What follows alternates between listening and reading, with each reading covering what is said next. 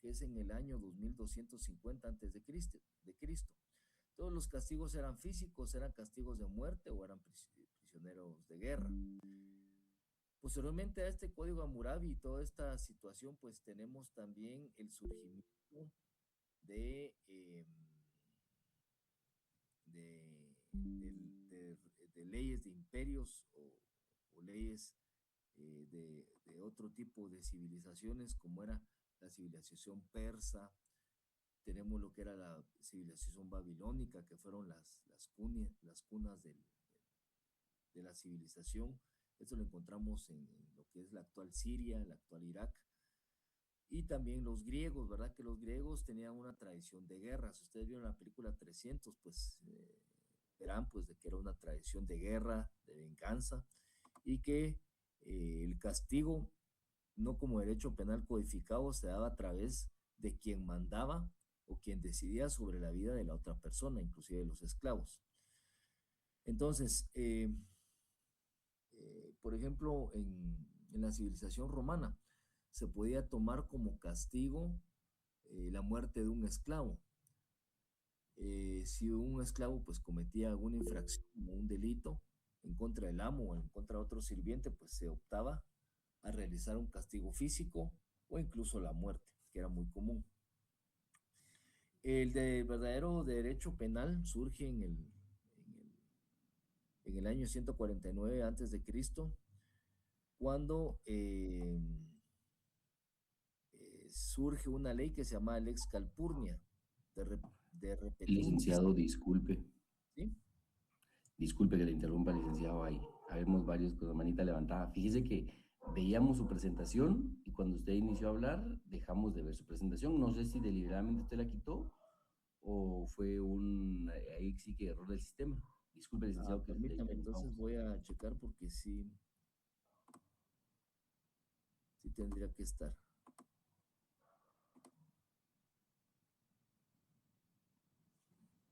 Ahí, Ahí está.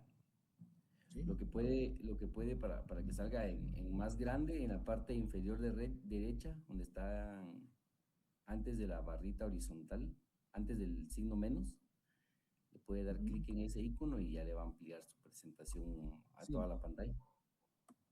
sí, ahí la tenía más o menos ampliada, pero no, por algún error pues lo cliqué mal.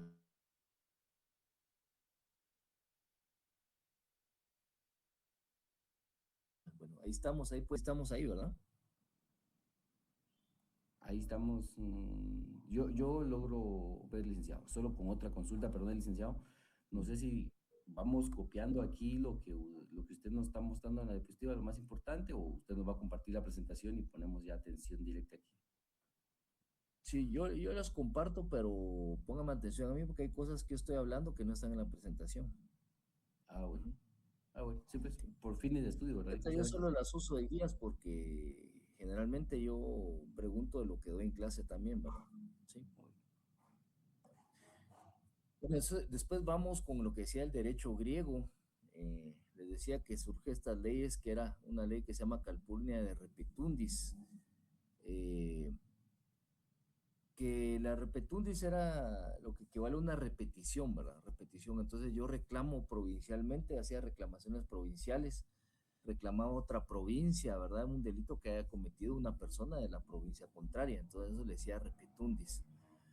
Después, como les digo, pues se consideran como deudas civiles el impago de las deudas, y las deudas civiles se podían cobrar con la vida, como dice la presentación, y surgían de relaciones de carácter civil. Entonces no había una distinción del derecho penal con el derecho civil o el derecho administrativo, sino que era una serie de cuestiones. Si tienen dudas me van interrumpiendo, por favor. Después les decía que existe ese derecho griego que afirma el sentido laico, el derecho penal. ¿Qué decía el sentido laico, el derecho penal? En primer lugar decía, bueno, vamos a hacer un derecho de carácter laico que estuviera despegado de lo que era eh, el derecho común, porque generalmente todos los derechos se realizaban a través de la divinidad. Digamos los romanos a través de, y los griegos en un principio con sus dioses Marte, Venus, Poseidón, Zeus, los castigos se daban en nombre de los dioses, ¿verdad? Entonces decían, bueno, en nombre de la diosa Atenea yo te condeno. Y esas eran los tipos de condenas. Entonces estaban siempre apegados a la divinidad. Y la divinidad siempre ha sido apegada al derecho. Y esto quiero que lo entiendan. ¿Por qué? Porque les decía a mis alumnos que nosotros tenemos resabios aún de la aplicación del derecho a través de los castigos divinos, porque las creencias divinas siempre son fundadas o fundamentales para el derecho penal.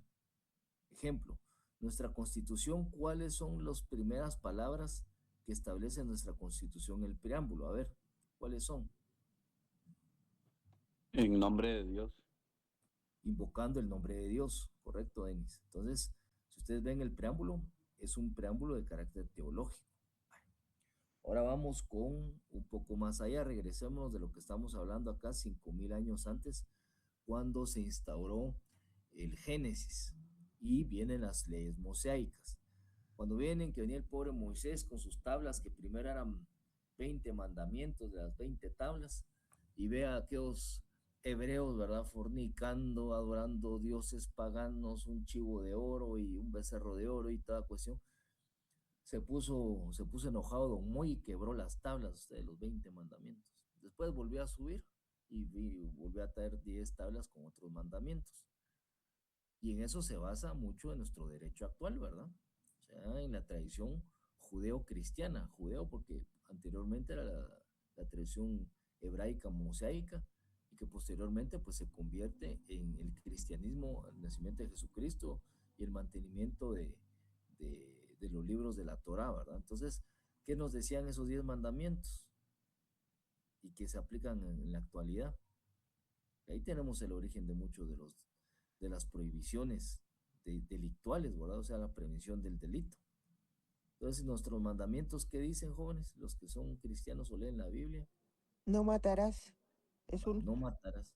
Es uno. ¿Qué?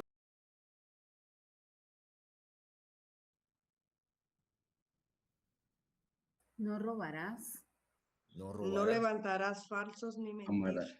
Amarás a No Dios levantar sobre todas falsos las y cosas. mentir, ¿va? No levantar falsos y mentir, lo que nosotros llamamos perjurio actualmente, ¿verdad? Erickson. No desearás la mujer de Amarás a tu Dios sobre prójimo. todas las cosas. Amarás a Dios sobre todas las cosas, ese queda excluido porque, digamos, ese no es un delito en el Código Penal. Pero sí es de origen divino, ¿verdad? Es uno de los mandamientos, pero no se aplica en la actualidad. El que mencionó la compañera, no desearás a la mujer de tu prójimo, ¿verdad? Vaya, ese Ese sí delito, entra. ese era delito, entraba, ahora ya no, ¿verdad? Porque el deseo no es delito. ¿Se acuerdan que les decía que desear la mente no es delito? Entonces, desearás la mujer de tu prójimo era el adulterio, ¿verdad? Que el adulterio fue sacado del Código Penal hasta el año 94. Hasta el año 94 todavía era prohibido el adulterio, pues ahora ya se puede todos contra todos y como se pueda, ¿va? Ustedes que eso ya no es delito, ¿verdad? Pero era delito. Entonces ya se dan cuenta que el derecho penal se ha ido transformando, ¿ya? Pero principalmente tenemos esos tres: no robarás, no matarás, sino levantarás falso testimonio en contra de tu prójimo, que es el perjurio, ¿verdad? ¿Ya? Y el O, sexto no entraría. la calumnia y la difamación. ¿Sí, Lourdes? Y el sexto no entraría el de no cometerás actos impuros como con los niños.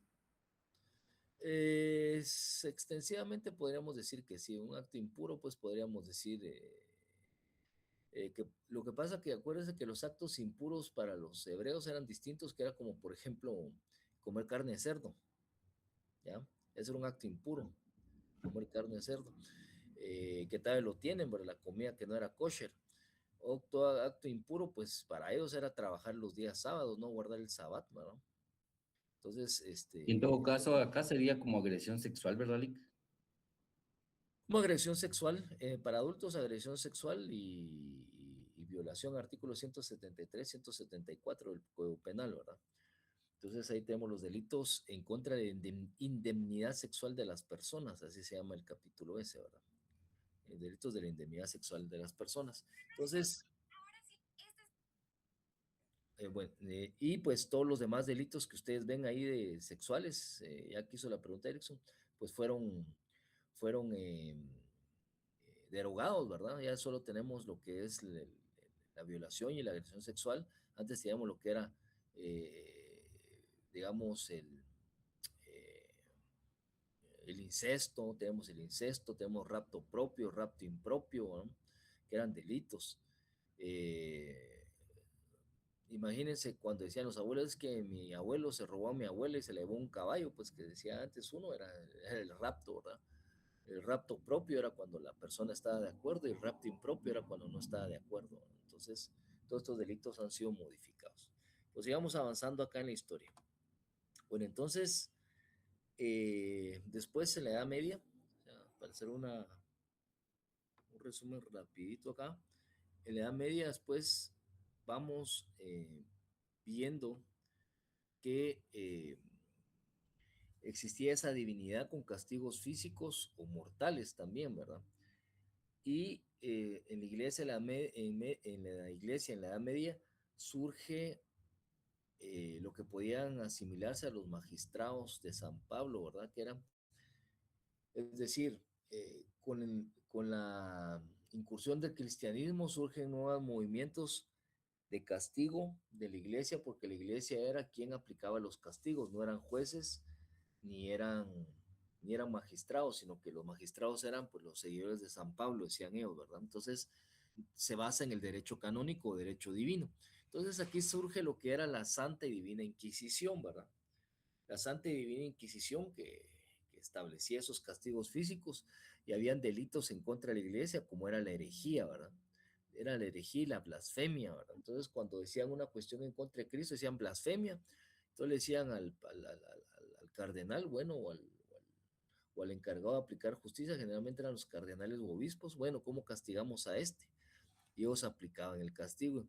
Imagínense ahorita Gustavo Petro, no sé si conocen al presidente de Colombia, dijo que Jesucristo había tenido relaciones sexuales, dijo, ¿no? Y dijo que era con María Magdalena, creo que dijo que Jesucristo había tenido relaciones sexuales con María y se volvió un escándalo en Colombia, ¿verdad? Entonces, eso para la iglesia pues era una blasfemia y las blasfemias eran castigadas, eran delitos eclesiásticos, ¿ah? O monásticos del monasterio. Entonces se aplicaba castigos físicos y también delitos como la herejía. La herejía era un delito y ¿qué hacían? Pues, bueno, prendámosles fuego, ¿verdad? ¿Sí? Adelante. ¿Alguien quería hablar? Sí, diga. No se le escucha.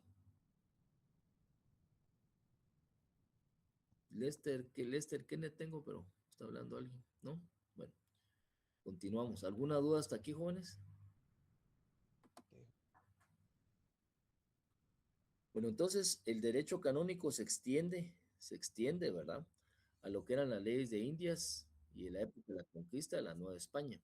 Entonces se extiende el derecho canónico. ¿Por qué? Porque a través del derecho, pues nosotros vemos que aquí en la Nueva España o las nuevas tierras se aplicaba también este tipo de derecho. Por ejemplo, hay aquellas monjitas que las ponían y que hacían alguna cuestión, algún adulterio o lo que ponían, las ponían sentadas con una gota de agua en la cabeza, en el cráneo, castigos de latigazos y todo ese tipo de cuestiones. Entonces, se da ese tipo de situaciones para, para pues aplicar castigos físicos. Y aquí hay algún rasgo bien importante. Aquí surge en derecho penal lo que nosotros llamamos, escuchen bien, surge en derecho penal lo que nosotros llamamos la pena, ¿ya? Entonces, a ver, jóvenes, ¿a quién se le ocurre por qué surge la pena? ¿Por qué le llamamos derecho penal? ¿Por qué le llamamos a lo que aplicamos la sanción penal, que es una acepción moderna? ¿Por qué le llamamos pena? A ver, ¿por qué creen ustedes? Al castigo, tal vez. Castigo, sí, viene de castigo. Pero ¿por qué le llamamos pena? Sí viene de un castigo. A la consecuencia de un acto que está fuera de la ley. Sí, María Eugenia, correcto. Esa es, digamos, la definición. Un acto que está fuera de la ley. Pero ¿por qué le llamamos? O sea, ¿cuál es el origen o la etimología de la palabra pena? ¿Por qué adoptamos esa palabra pena? Porque significará dolor en cierta forma, dolor físico, un dolor moral. Ahí vamos. Porque era un dolor moral, en primer lugar, ¿verdad? ¿Alguien más? Muy bien, María Eugenia, por ahí vamos. Sí, licenciado, buenos días. También existe también la palabra de la prevención, que si bien es cierto, en aquel entonces se manejaba antes de penalizar a alguien una prevención, porque bien se tomaba que una prevención era como, valía más hacer la prevención que una sanción, de llegar a una pena para una determinada acción de una persona que hizo lo incorrecto. Sí, era una prevención y la pena era pública, ¿ya? Así es, Si le así es. volaban la cabeza a alguien, lo hacían de una plaza, de un patio, delante de todos, la guillotina y iba la cabeza. Entonces, ahorita les voy a explicar cómo se da esto. Vamos a ver, vamos a buscar otra diapositiva por acá. Entonces, la pena se da por esto, miren, estamos acá. Entonces, la pena se daban, estos eran los castigos de la Inquisición, los castigos de pena.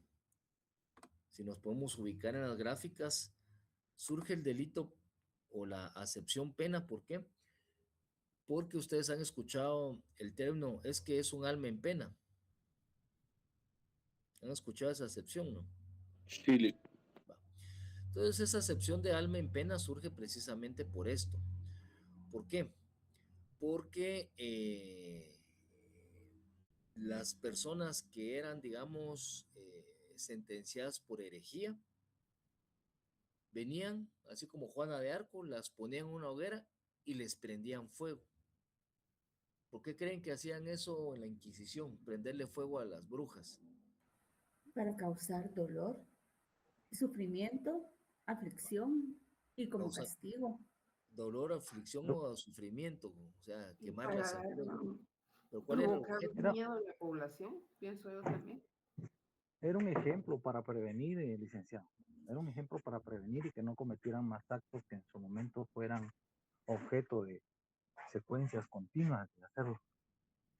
Miren, era interesante porque, digamos, el objeto principal era un objeto, como decía María Eugenia, si no estoy mal, era un objeto moral, que era castigos de sangre, castigos de fuego para purificar el alma, ¿sí?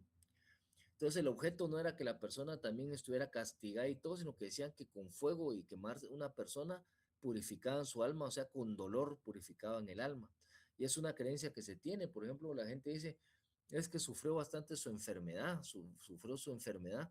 Entonces dice, el dolor la purificó y su alma se fue con el Señor porque es un alma purificada porque pasó mucho dolor. Y es así, pues, porque digamos, cuando tenemos dolor de una enfermedad y todo, lo primero que hacemos es acudir y pedimos a Dios, Señor, quítame este dolor, quítame este sufrimiento. Y a través de esa solicitud de petición de sufrimiento y de dolor vamos purificando el alma, ¿ya? Entonces esa era la misma creencia, que con fuego se purificaba el alma para que el alma no estuviera en pena, que el alma no estuviera penando. Entonces, si no purificaba nuestro alma con castigo, con dolor, quedaba el alma como en pena. Entonces, por eso es la creencia, ¿verdad? Que viene una persona, un niño que se muere ahogado en una piscina de una casa o alguien que entran y lo matan de repente y no dio tiempo de ponerse a cuentas con Cristo, digamos, ¿verdad? Con el Señor. Entonces dice la gente, es que es un alma en pena. ¿Han escuchado eso, no? Sí, Va. Entonces de ahí viene la palabra pena, o que se les queden y lo apuntan de una vez, que era una forma de purificar el alma. Entonces era un castigo de fuego para purificar el espíritu, para que el espíritu trascendiera ya con este castigo de fuego generalmente, ¿verdad?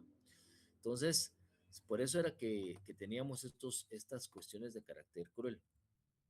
Bueno, entonces vamos a regresar un poquito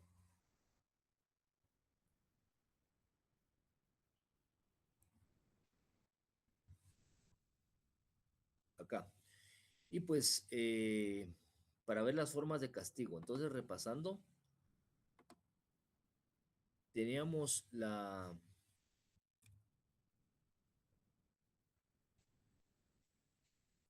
Vamos a poner la pantalla completa.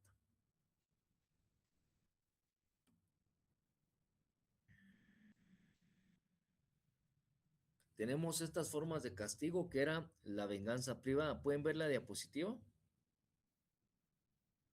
No, licenciado, se volvió a quitar.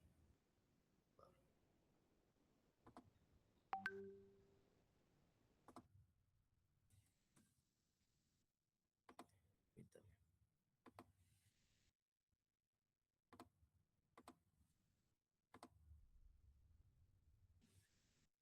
Ahí sí. Ahora sí. Solo me comentan si se quita ahorita que la ponga pantalla completa. ¿La pueden ver o se quitó? Se quita. Se quita. Se quita. Bueno, entonces vamos a dejarla solo así.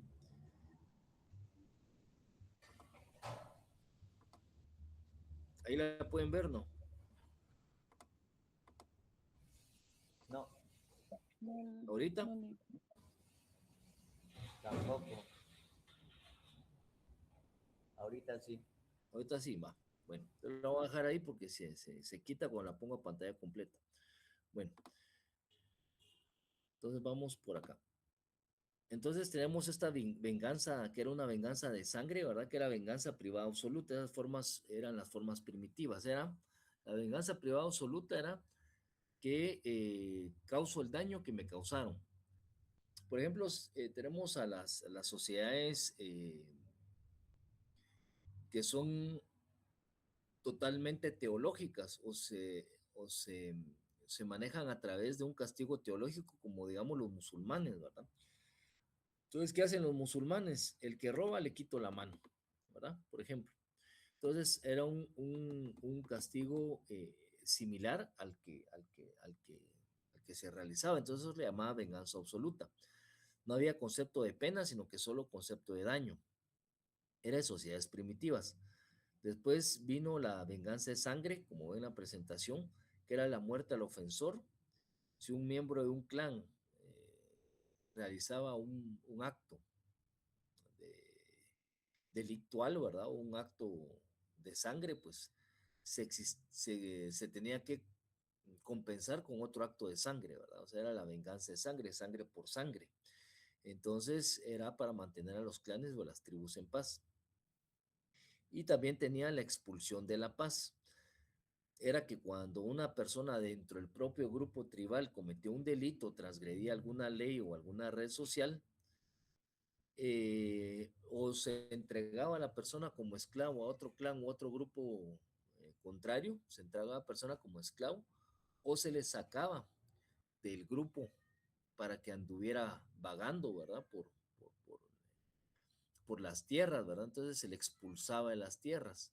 Entonces era una forma de expulsión y ya no podía pertenecer a ese grupo o ese clan. Entonces las formas tradicionales en los textos antiguos de las formas de compensación penal, ¿verdad? Que era una compensación penal, recordemos que todavía no se hablaba como pena, era la ley del talión. Saben que la ley del talión es el ojo por ojo y diente por diente. Otro era la venganza divina, como yo les decía, pues se aplicaba el derecho a través de la divinidad o de los dioses.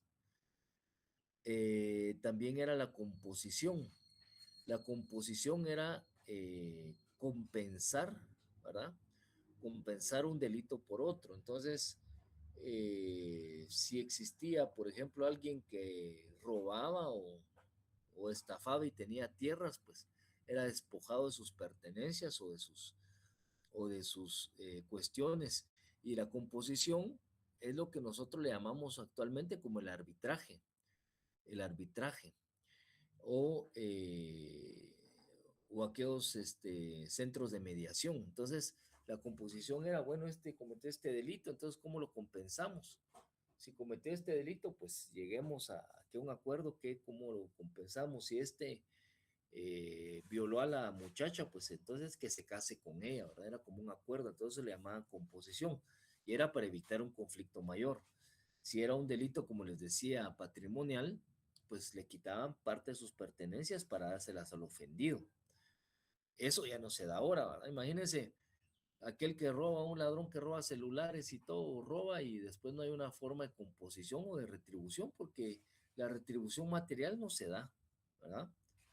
En otras esferas y en otros tipos de derechos sí se da, ¿verdad?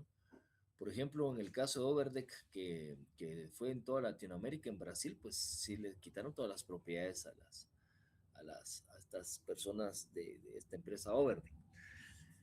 Y la venganza pública, lo que decíamos que aparecía en Grecia, que era la venganza pública como una forma de prevención del delito, era que los castigos tenían que ser públicos. Entonces ponían a las personas en las plazas públicas o en lugares públicos para ser condenados. Inclusive hasta esa suerte pasó Sócrates, si no estoy mal, Sócrates fue el que se bebió la cicuta, ¿verdad? Delante del Consejo Parlamentario, delante de los senadores griegos, ¿verdad? Que tuvo que beber la cicuta y se envenenó y delante de ellos se tuvo ese castigo, por eso es tan famoso, ¿verdad? Aquí vemos la ley de talión, ahí van a ver el ojo por ojo, diente por diente, que está en la diapositiva, ¿verdad? La venganza privada también, si ustedes la ven, la encontramos en la Biblia, por ejemplo, en el Éxodo 4, capítulo 21, versículos del 22 al 25, ¿verdad? Teníamos que la Biblia, la ley del talión como prueba en el Éxodo, decía que el delincuente tenía que sufrir un daño igual al que causó. Y el pueblo de Israel ya lo conocía como talión, ¿verdad? Entonces se encontraba o se encuentra también en la Biblia. Es una forma histórica de punición, dice el talión, que supone la existencia de un poder público que aplica una equivalencia material entre el mal sufrido por la víctima y el causado por el agresor. ¿Ya? La composición, pues, que teníamos anteriormente, viene del latín componere, o que es arreglar o conciliar. Ya les expliqué, pues, si una persona ha causado daño, pues el ofensor paga con dinero si el daño era material. Entonces había este tipo de compensación.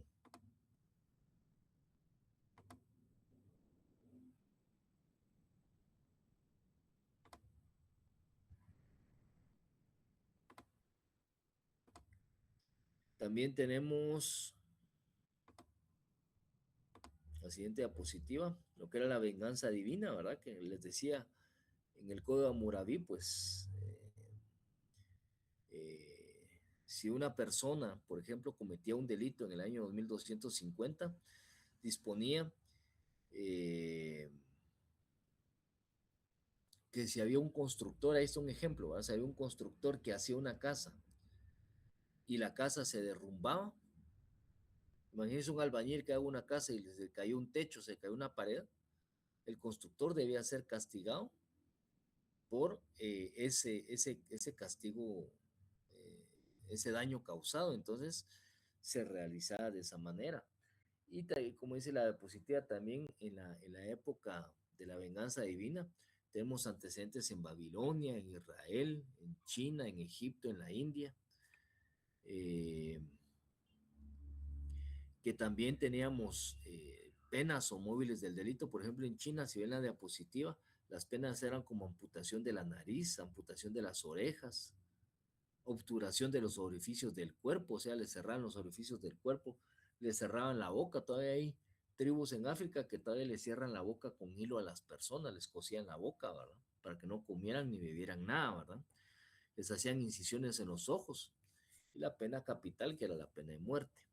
En Israel tenemos la expiación, como otros ejemplos que están en las diapositivas, que eran, por ejemplo, al homicidio, que lo habla el Éxodo 21, los golpes y las heridas, que también están en el Éxodo 21, en el 18 al 21 versículos, el talión, que está también en Éxodo 21, capítulo 21, el robo de animales también, que era un delito, que está siempre en el capítulo 21, y los delitos que debían ser compensados, que están en el Éxodo 22, y también tenían delitos como violación de una virgen, que está también en el Éxodo 22, capítulo 22, versículos 15 y 16.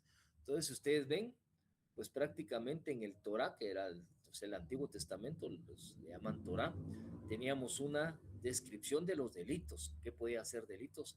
El robo de animales, que ya lo tenían ellos, los golpes y las heridas, la ley del talión, pues ojo por ojo, diente por diente, el homicidio, los delitos que tienen que ser compensados materialmente, como yo les decía, la violación de una virgen que ya estaba establecida ahí.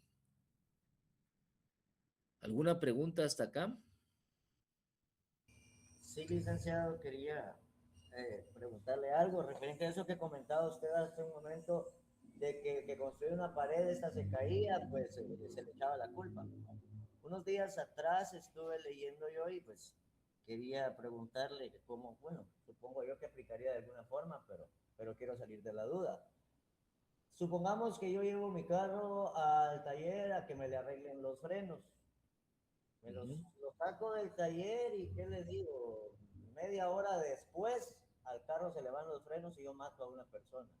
Obviamente yo iba manejando, pero el que me dejó mal el trabajo fue el que me arregló los frenos. Sí. O sea, hasta cierta parte hay que buscar a este que arregló los frenos para echarle culpa, o yo que iba manejando soy el único culpable de la muerte. Fíjese que, como les decía, existen otros sistemas jurídicos penales. Por ejemplo, en Estados Unidos, si usted es constructor y usted construye mal una casa o lo construye con materiales que usted no estableció en el contrato y se cae ese bien y mata personas, sí es penado por la ley. La persona que construye o que hace un trabajo que cause por una negligencia o una impericia, porque aquí vamos a un homicidio culposo, ¿verdad? Se recuerdan que les hablé los 3 elementos de la culpa para adelantar, que es la negligencia, la impericia y la imprudencia. En este caso sería una negligencia, ¿verdad? De no construir adecuadamente una situación. Es igual la negligencia de un mecánico que no arregla bien un vehículo y que por ir en ese vehículo causa una muerte y se estrella, ¿verdad? Entonces debería extensivamente aplicársele la culpa también al mecánico que dejó mal. ¿Por qué? Porque es su profesión, se le contrató para eso. Y si no hizo bien su trabajo, es un trabajo negligente. Pero aquí en Guatemala lamentablemente no se da lo que se llama repetición a terceros. Aquí es lo único que se le puede denominar es el tercero civilmente demandado, ¿verdad? Pero esta es una repetición de terceros, o sea que se repite en contra del tercero que causó el daño, que causó el mal. No es lo mismo, por ejemplo, cuando hay, no sé si han visto ustedes videos donde hay gente bailando en un salón y que se cae el piso y causa muertes, eso ha pasado bastante, ¿verdad? Ese es otro tipo de negligencia o culpa porque, por ejemplo, si yo digo como constructor que la losa va a aguantar únicamente 200 o 500 quintales, pero el dueño de la fiesta viene y metió 200, 300 personas y sobrepasa la capacidad y son 1000 quintales, ya no es culpa del constructor, porque sería la culpa de la persona que sobrecargó la discoteca o el lugar o el salón de baile, ¿verdad? Y causó este daño, ¿verdad? ¿Por qué? Porque las normas también tienen un límite, tienen una resistencia. Eh, a mí me da, ¿sabe qué me da mucho miedo a mí, jóvenes? Cuando se queda el tráfico parado en los puentes. ¿Por qué? Porque los puentes están hechos para circular y pasar del otro lado, no para sostener el tráfico que se está. Entonces, no sé si ustedes han estado en el puente Belice o en el puente del Incienso y todo. Cuando está uno ahí, tiembla el puente, ¿ya se han dado cuenta de eso? ¿Por qué? Sí, Sí, porque, o sea, el puente tiene cierto peso, ¿verdad? Que para soportar y lamentablemente por el tráfico, el tránsito, tiene que soportar el peso permanentemente, a no ser es una vía de paso y no están hechos para eso. Ojalá que nunca sea una catástrofe en ese sentido, porque sí sería lamentable, ¿verdad? Y así hay muchos, todos parecen hamaca. Ajá, sí, correcto, porque no están diseñados para eso. No tienen tensores ni nada, si ustedes lo ven, no tienen tensores necesarios ni nada. Entonces es muy, muy peligroso estar en esos puentes, ¿verdad? Y los pasos a desnivel. Los pasos a desnivel también, ¿verdad? Que tienen cierto peso. Lo bueno que los pasos a desnivel son más cortos en su longitud. No hay tanto problema. En cambio, los puentes sí son bastante Ah, sí. grandes, ¿verdad? Ok, regresemos si gustan. ¿Está claro, Oriana? Estamos, ¿verdad? Bueno, continuemos acá. Entonces, como les decía, ahí en Egipto, en la India, pues también existen pues antecedentes del derecho penal. En Egipto era carácter religioso, en la India también tenía un código que se llamaba Código de Hombre, que es un sánscrito manu que quiere decir hombre. Entonces, establecía el delito culposo, el caso fortuito involuntario. Las penas eran desiguales, se aplicaban según las castas. Y el fin de la pena era la purificación también, ¿verdad? En Grecia, pues ya decimos que la venganza era pública, era un castigo delante de toda la sociedad y su fin era prevenir el delito, como decía uno de los compañeros. Bueno, entonces aquí ya me paso a lo que es el derecho contemporáneo o derecho moderno. Cuando, cuando tengo el derecho contemporáneo, si ustedes pueden ver en la plataforma, hay escuela contemporánea, escuela clásica, escuela positiva y escuela ecléctica. Pero cuando digo la época contemporánea, el derecho contemporáneo, nos hablamos nosotros que nos dicen siempre en derecho o en derecho penal o en los demás derechos, las escuelas, ¿no? Las escuelas del derecho.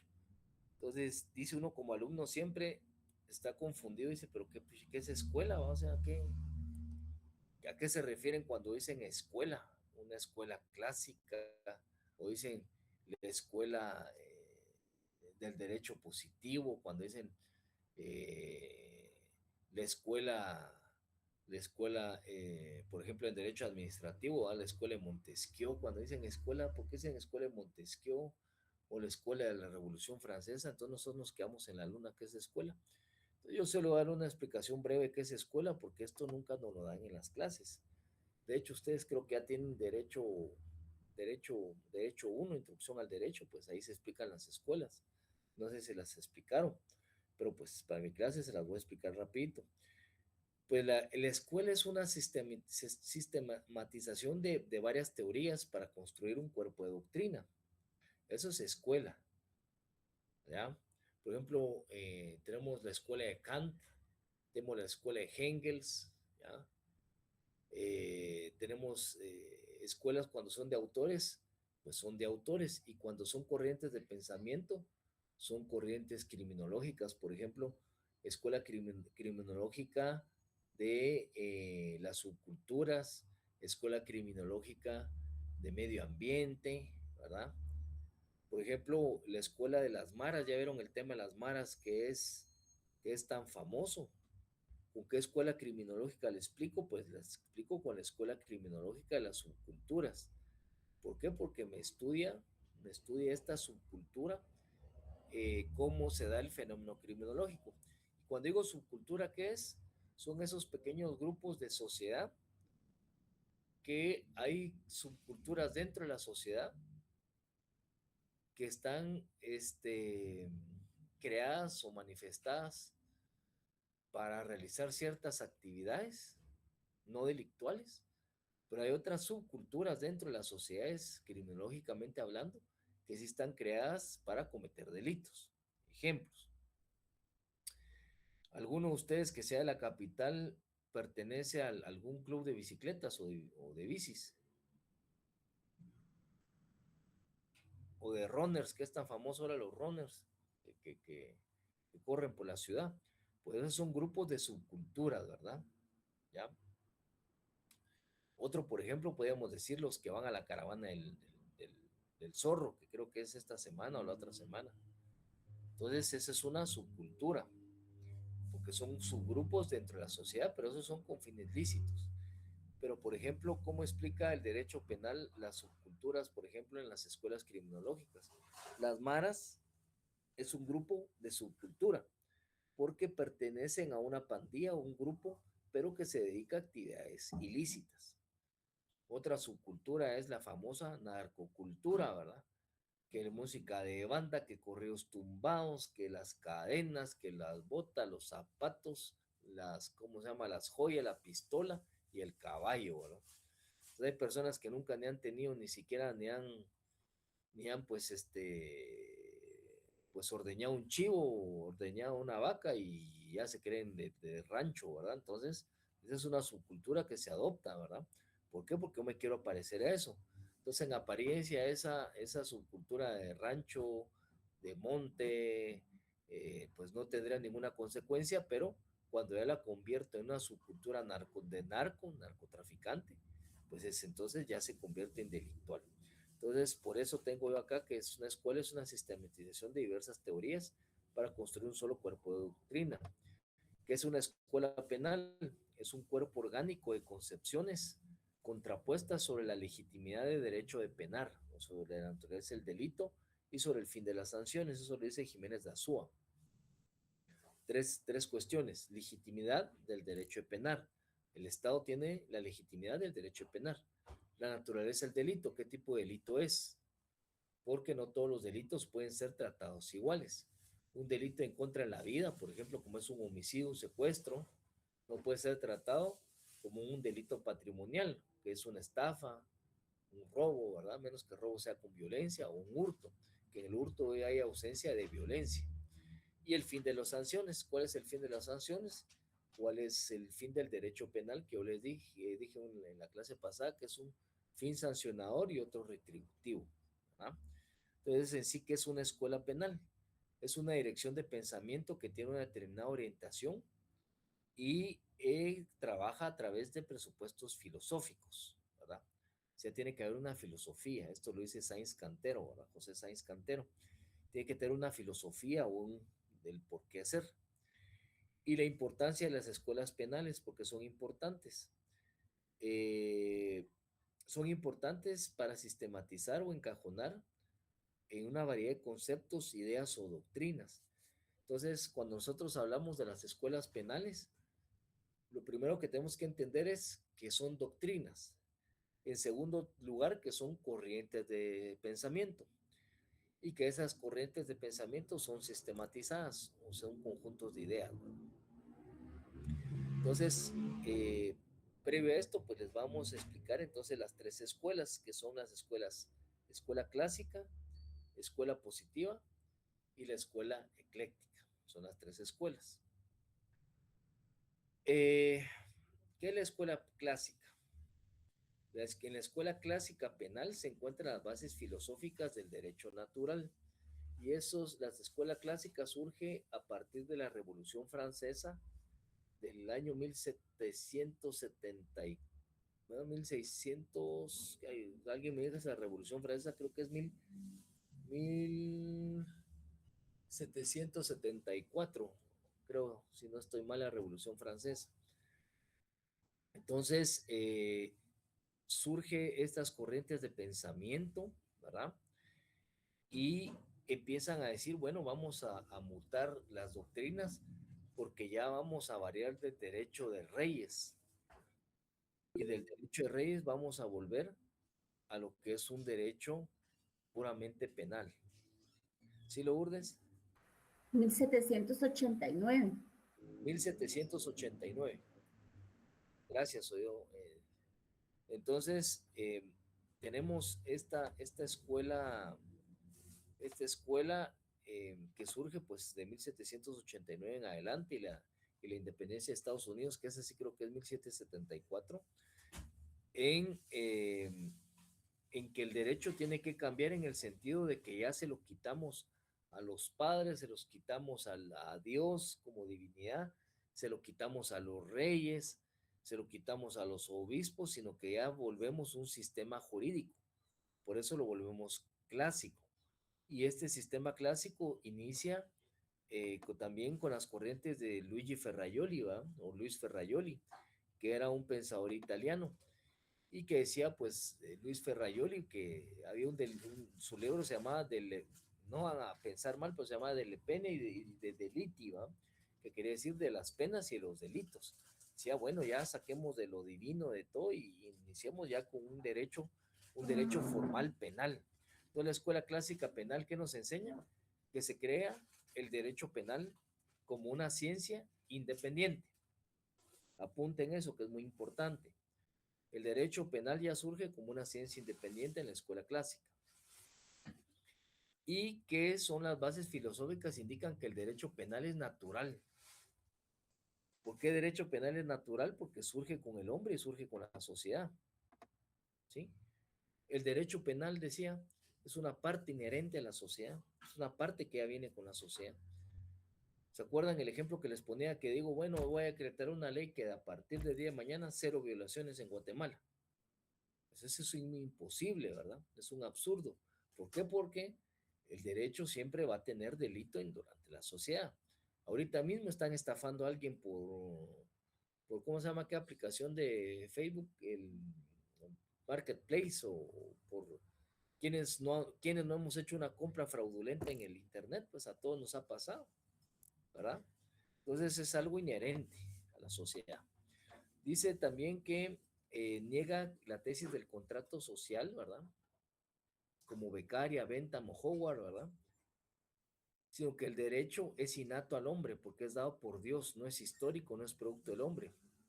El hombre debe vivir conforme a esa ley natural, o sea, somos seres físicos, somos seres naturales. Les decía ayer yo a mis alumnos de Derecho Procesal Penal, que ya están avanzados, de Derecho Procesal 1, les decía, es que miren, como seres biológicos somos dispuestos a que cometan un delito en contra de nosotros. ¿Por qué? Porque al ser yo un ser biológico, soy sujeto a que me cometan un homicidio. Entonces la pregunta a la clase sería, ¿alguno de ustedes puede asegurar de que nunca puede ser asesinado o muerto por un homicidio? ¿Alguno puede asegurarme? No. No. Todos somos sujetos a homicidio.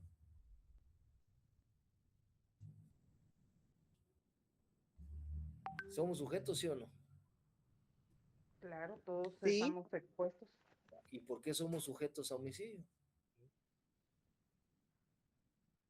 Porque somos personas que no somos violentas, no llevamos armas y no Porque estamos estamos vivos. pensando.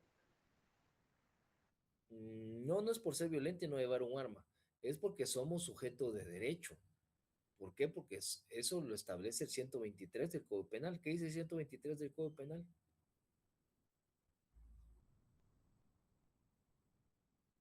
Homicidio simple.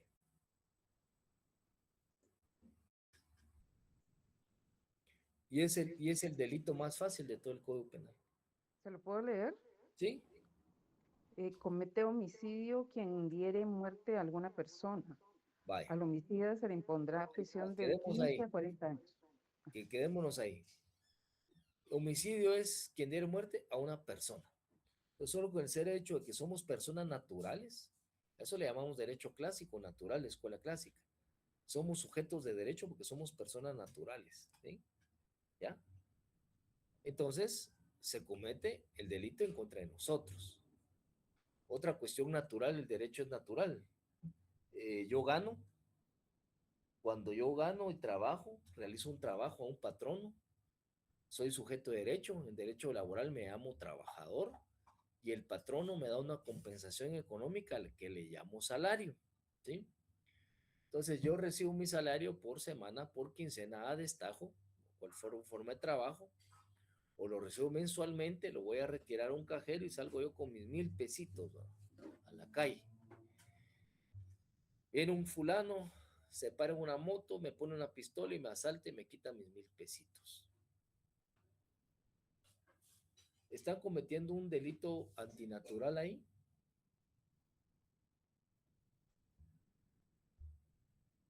¿Están cometiendo un delito en contra de la naturaleza de mi patrimonio? Es la pregunta. Aquí vamos a filosofar, jóvenes, porque aquí venimos a entender el derecho penal, cómo surge, lo bonito que es. ¿Qué dicen ustedes?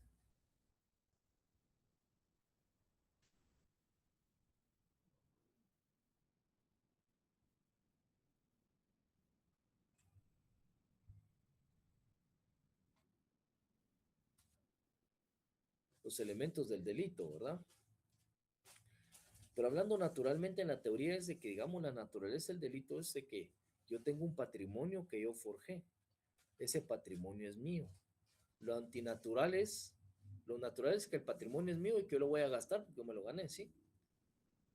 Pero el razonamiento, pensamiento de dialéctica jurídica va enfocado en que si me despojan de ese patrimonio natural que yo tengo, están cometiendo un delito contra natura, contra la naturaleza y mi propiedad. Entonces, están violando mi Estado de Derecho natural. ¿Sí? ¿Se entiende, jóvenes? ¿Mm? Entonces, cuando se comete un delito, están cometiendo delitos en contra de la naturaleza y la convivencia en paz del hombre. Por eso es el fin del derecho penal también es la consecución de la pax social. Decimos, hablamos mucho de la pax social de los griegos. ¿Y qué es la pax social? La convivencia en sociedad normal. Por eso tenemos la etimología del artículo 2 de la Constitución, ¿verdad?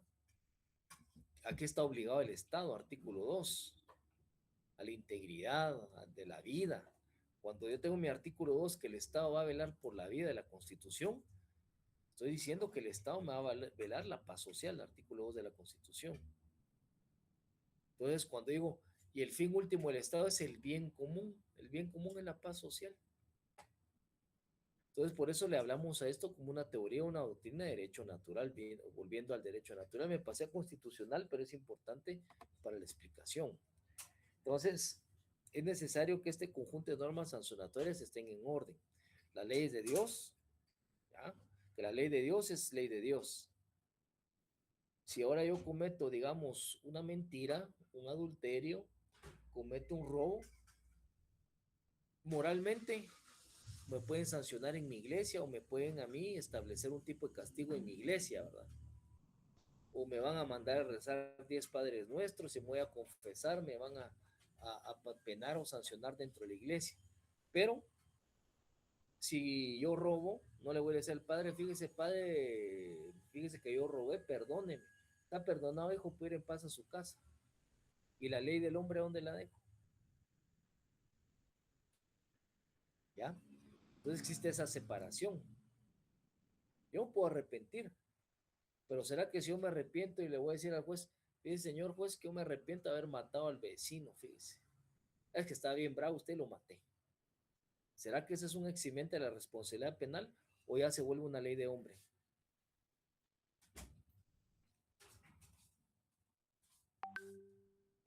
¿Qué dicen ustedes? O si el pastor me perdona, ahí queda mano a mano y ya estamos. No. Se vuelve ley de hombre y históricamente eso está en la parábola de cuando le presentan también la moneda a Jesucristo preguntándole si era correcto dar el tributo al César y él les dijo que dieran al hombre lo que era de él y con Dios pues lo de Dios. Entonces Cristo dividió automáticamente las leyes de la misma forma. Hasta Jesús nos lo había dicho, ¿verdad? Antes y hasta después surge esta doctrina y de hecho es así, ¿verdad? Entonces está esa separación del derecho, ¿verdad? Y también las leyes sancionatorias sobre esta base. La razón de la justicia penal está en una tutela jurídica de reintegrar el orden perturbado, lo que yo les decía, la paz social. Entonces, ¿qué me dice la escuela clásica? Pues el derecho es natural, el derecho surge con el hombre, el delito es propiamente de un tema de hombres, la ley es de Dios, las leyes son de hombres, y las leyes sancionatorias tienen que establecer la tutela jurídica para reintegrar el orden, ¿verdad? Que eso es lo que se pretende. Esos son los principios de la escuela clásica. Ahí dividimos, ahí miran la figurita que las leyes las leyes de Dios son de Dios y las leyes del hombre, ahí tenemos los castigos todavía, ¿verdad? Ahí tenemos una horca, ¿va? Son leyes de Dios. Surge también lo que es el jus puniendi. Aquí tenemos dos cuestiones, el jus puniendi y el jus penale. Creo que tal vez me voy a estar adelantando un poco, pero el jus puniendi es, ahí apuntan los dos, por favor, jus puniendi y jus penale. Se escribe penale o poenale. El jus puniendi es la facultad del Estado de castigar, eso se le llama el jus puniendi, Y el jus penale es la ley que voy a aplicar, o sea, la ley penal. El jus penale son todos los delitos que tengo dentro de mi código penal y leyes especiales con las cuales yo voy a realizar o establecer las penas, ¿verdad? Entonces, aquí hay ciertos conceptos que quiero que establezca. El hombre es un ser inteligente, por la gracia de Dios, ¿verdad? Y es libre de escoger entre el bien y el mal. Y al ser dotado de esa inteligencia, tiene una libertad de decidir, de decisión, a excepción de los delitos culposos, ¿verdad? Aunque también tenemos esa decisión de decidir en los delitos culposos, porque si yo sé que no sé manejar un tráiler y me meto y digo, voy a manejar, voy a probar, tomé la decisión de manejar el tráiler, aunque culposamente cause homicidios al extraerme o atropellar a alguien, pero yo sabía y tuve esa libertad de pensar. Eso lo dice Ferrater Mora, ¿verdad? Entonces, tengo esa libertad.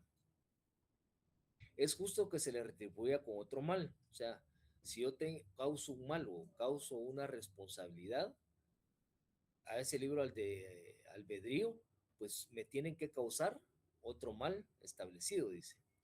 Lo voy a leer como lo tiene pues Ferrater Mora, porque así se establece, así lo escribe en su libro, ¿eh?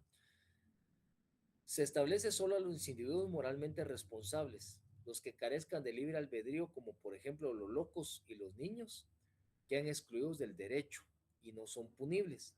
La pena tiene carácter de un mal, equivalente al que el delincuente ha causado.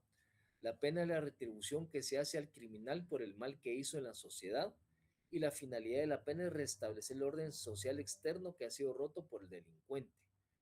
Es decir, quedan excluidos los locos, decía él, y los niños. A ellos ¿cómo les llamo en el derecho penal? ¿Qué son ellos? Los menores de edad y las personas que carezcan del uso de sus facultades mentales. Como, no sé si estoy, pero interdictos, no. Interdicto No. es en materia civil. Ah, ya, ya. ¿Va en derecho penal alguien antes de que se los diga?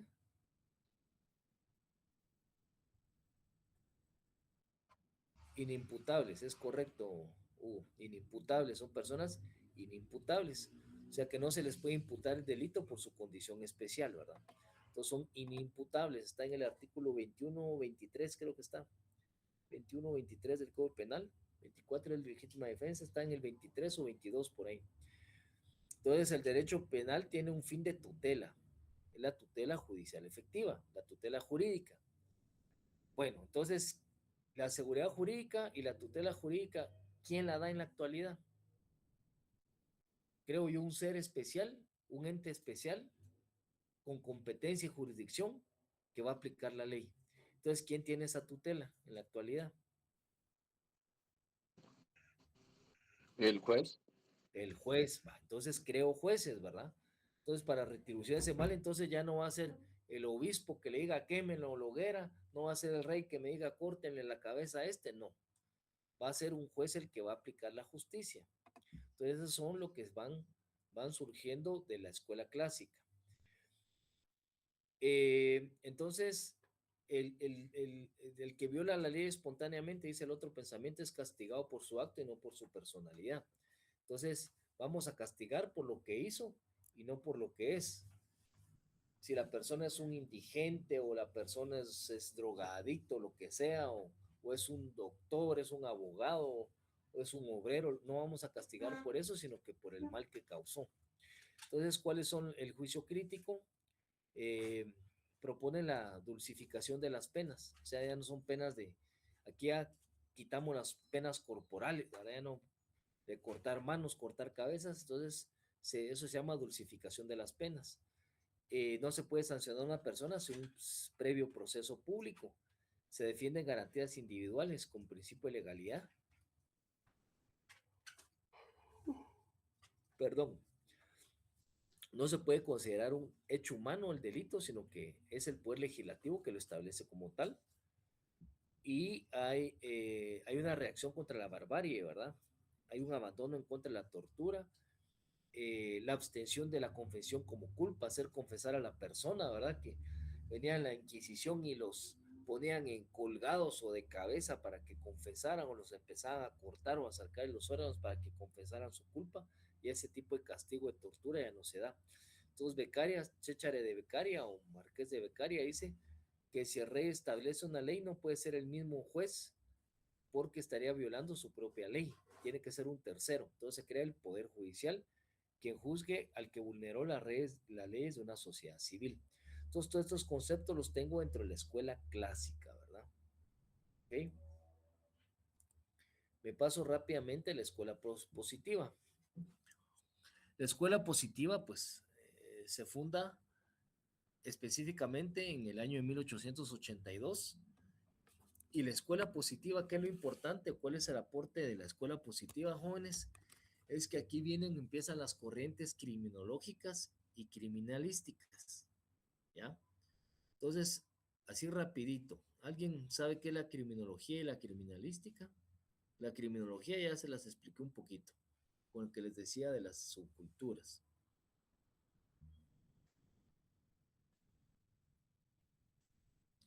Pues la criminología es el estudio de la ciencia del derecho, del estudio del delito en sociedad.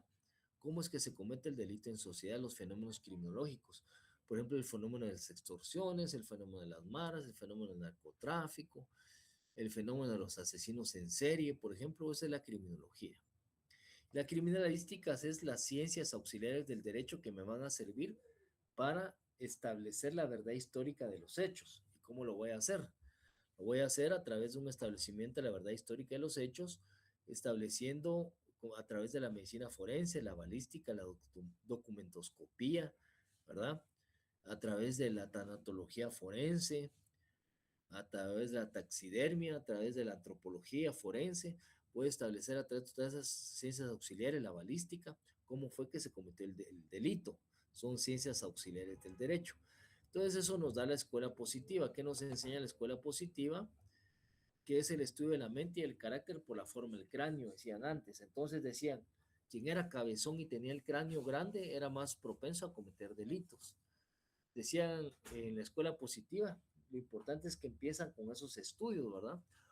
Decía que la forma del cráneo causó su desarrollo intelectual y esto causó el delito. Decía que los cráneos de los criminales tenían particularidades y estos fueron halladas por el neurólogo y patólogo Broca, que esos eran una de la escuela italiana, escuela forense italiana, que empezaron a explicar eso. También lo decía el médico de prisión escocés Thompson en 1870, que publicó en el Journal Mental Science el resultado de observaciones sobre más de 5,000 presos.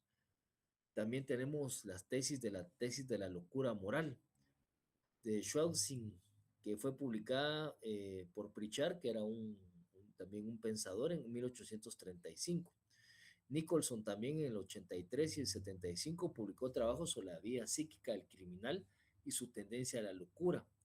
La imbecilidad.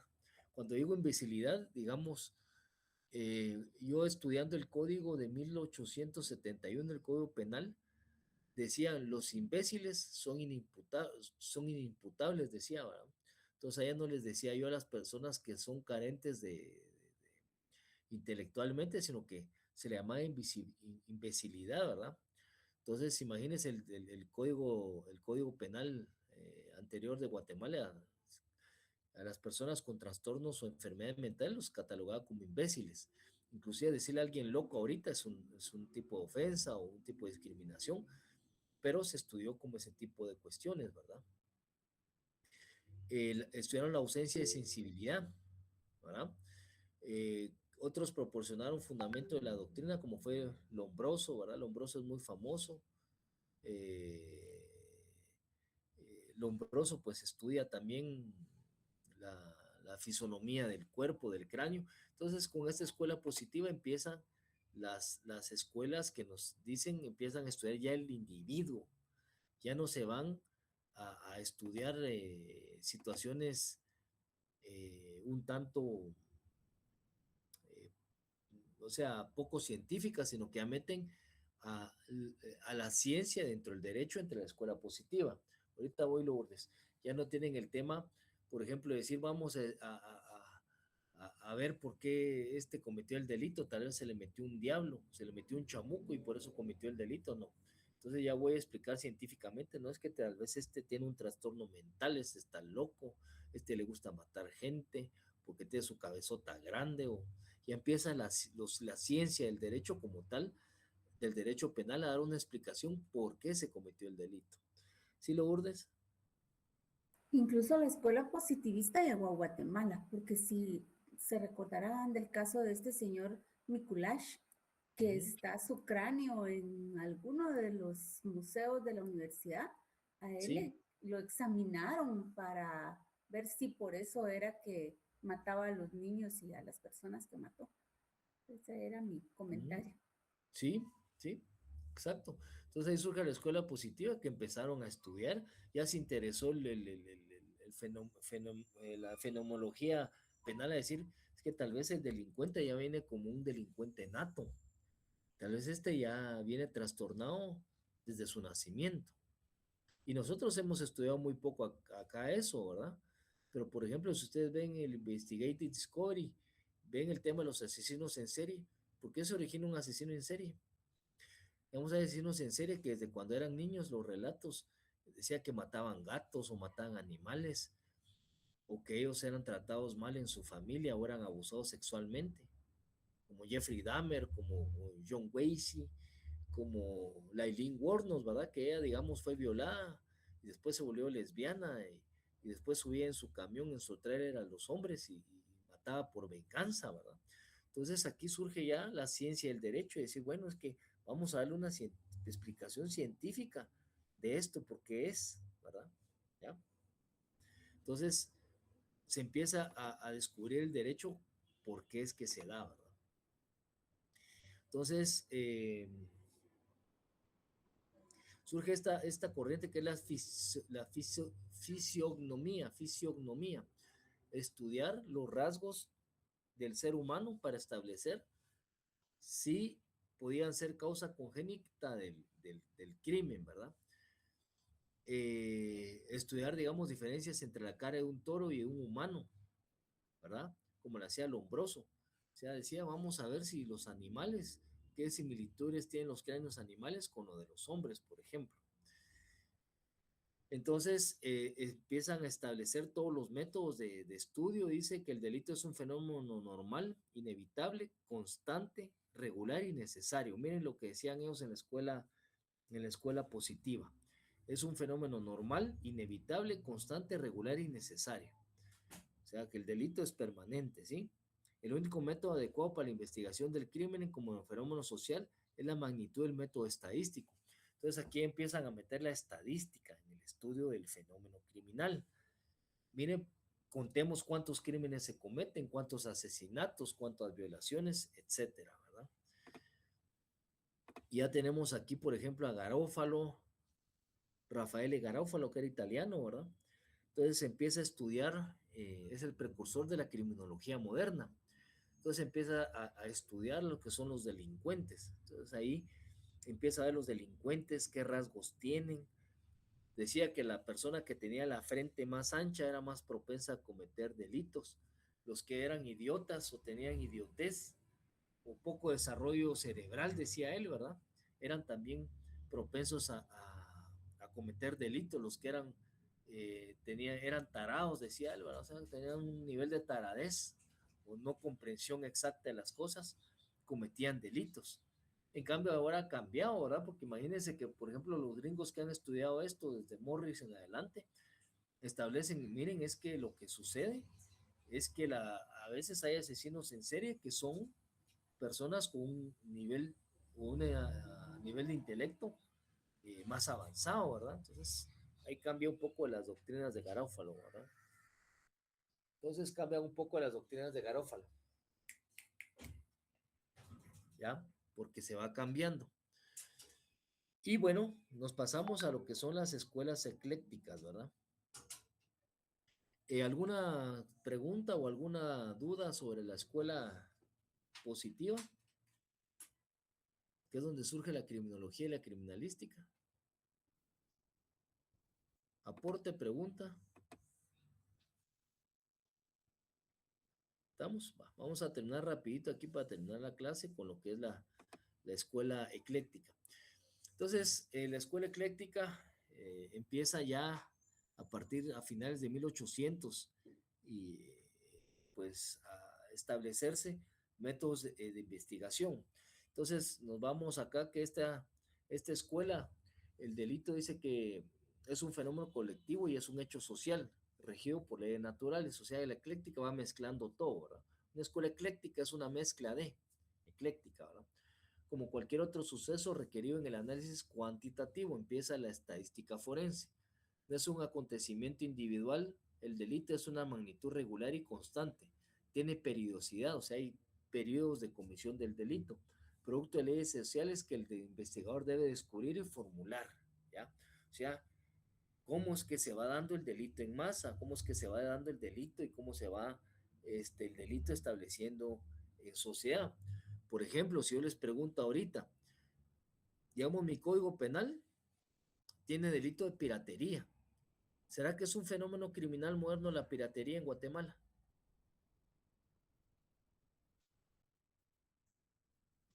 No hablemos de la piratería de las marcas, ¿verdad? Y un pantalón y todo, la piratería como está en el código penal. Esos son delitos, pues, conexos, que está en la ley de derechos de autor y derechos conexos. Pero la piratería, ¿será que se da?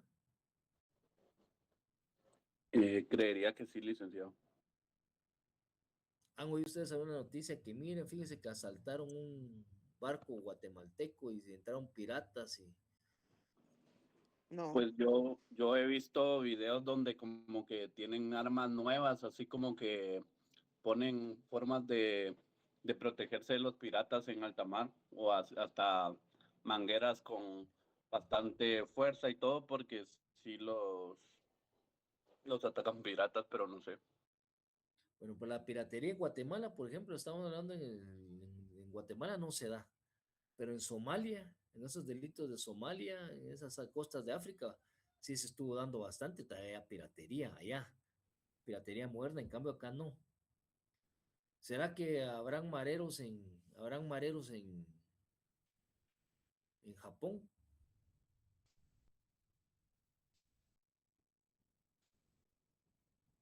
Y los famosos yakuza, eso se podrían llamar como mareros o como crimen organizado. Ese es crimen organizado, pues es otro tipo de mafia. Pues no hay mareros, ¿verdad? No hay MS ni 18, ¿verdad? Pero hay otro tipo de mafia. Igual que en Italia, pues que está la Drangheta, ¿verdad? Entonces, que era la mafia siciliana que se convirtió en la Drangheta. Pero van cambiando las fenomenologías conforme a los países, como les dije, ¿verdad? Inclusive, por ejemplo, en las favelas de Brasil está Corazón Vermelho, ¿verdad? Corazón Rojo, que son los que cometen los delitos, ¿verdad? Entonces, de conformidad a los delitos, el Tren de Aragua, por ejemplo, que es los grupos delincuenciales de Venezuela, ¿verdad? Entonces van cambiando de conformidad a la fenomenología. Entonces se van dando de conformidad al país en que se trate. Tenemos, por ejemplo, que el único método adecuado, dice, para la investigación del crimen como fenómeno social y magnitud es lo estadístico. Esto lo establece Guerry y Quetelet, que eran franceses, ¿verdad? Que estudiaron esto en 1833. La estadística de la policía judicial en Reino de Baviera, o sea, en Alemania en 1867. La regularidad de la vida social de 1877, decía que era producto de rasgos hereditarios de entre las sociedades. Entonces, por ejemplo, el fenómeno de extorsión es un fenómeno que se da, por ejemplo, en Latinoamérica. Entonces, las explicaciones sociológicas dicen que se oponen a la creencia que el delito es hereditario. La criminología se basa en dos áreas de estudio: la naturaleza del delito dentro de la sociedad y estudia al delincuente desde el punto de vista psicológico. Que aquí nos quedamos atrasados con eso. Entonces, es esta escuela digamos, mezclada, que es la ecléctica, tiene resabios de la escuela clásica y la positiva, la clásica, de que pues ya tenemos que penar solo con penas de prisión, ya no penas físicas, Lombroso formulaba la tesis que habían delincuentes natos que nacían siendo criminales, pero también se establece también el principio de legalidad, que todo lo que hagamos dentro de la escuela ecléctica tiene que ser basado en la legalidad, o sea que en leyes, no podemos basarnos en otro tipo de cuestiones que no sean leyes. También nos habla de la peligrosidad social, la peligrosidad delincuente. Aquí decían, bueno, como la escuela positiva estudió que hay delincuentes que son más propensos, entonces pongamos el concepto de peligrosidad. Hay delincuentes más peligrosos. Aquí en Guatemala quitamos la peligrosidad social por corrientes de derechos humanos europeas. Por corrientes de derechos europeas quitamos peligrosidad social. Pero para mí, en Guatemala sí hay delincuentes más peligrosamente sociales que otros. Hay personas más peligrosas que otras, ¿verdad? Entonces la peligrosidad social también se establece como tal. También establecemos otro tipo de cuestiones como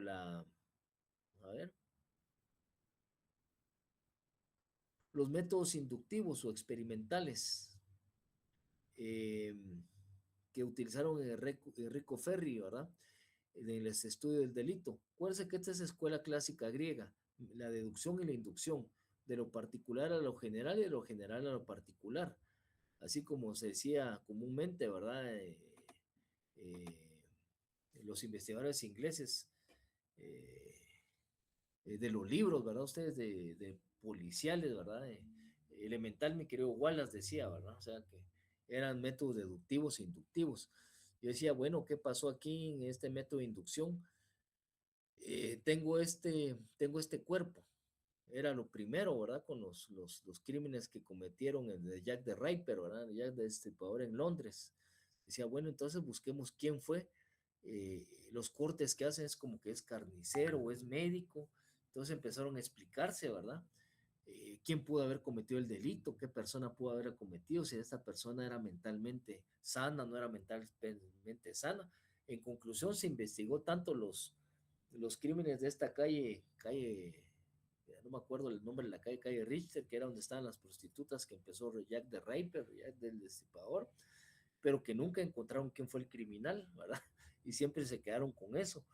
Pero inicia pues en esta escuela ecléctica pues la mezcla entre la escuela clásica y la positiva, del derecho natural, la separación del derecho penal, que ya no es divino y ya no es de castigo, y ya lo convierto pues en una escuela positiva donde estudio la criminología y la criminalística, porque empiezo a estudiar científicamente cómo se dieron, digamos, por el método de corte en un cuerpo humano, cuando hacemos una tanatología forense, voy a indicar qué tan profundo fue el corte. Los médicos me podrán decir, los que son del INASIF, la profundidad del corte, si fue una bala, qué órgano tocó la bala. Entonces ya eso ya me lo explicaban desde estas escuelas de Lombroso,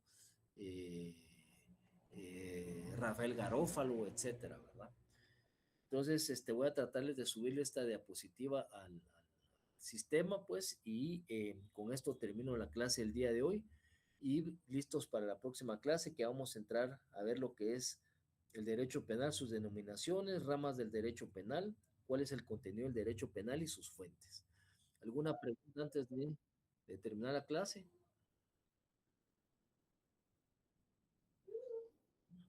Todo bien de mi parte, gracias, Lick. Todo bien, licenciado, muchas gracias. Muy bien, si estamos todos bien, entonces que tengan feliz fin de Gracias, semana, que licenciado. la pasen bien y nos vemos en la próxima clase. Igualmente. Gracias, Lick. Buen descanso. Feliz día, licenciado. Se cuidan mucho. Nos vemos.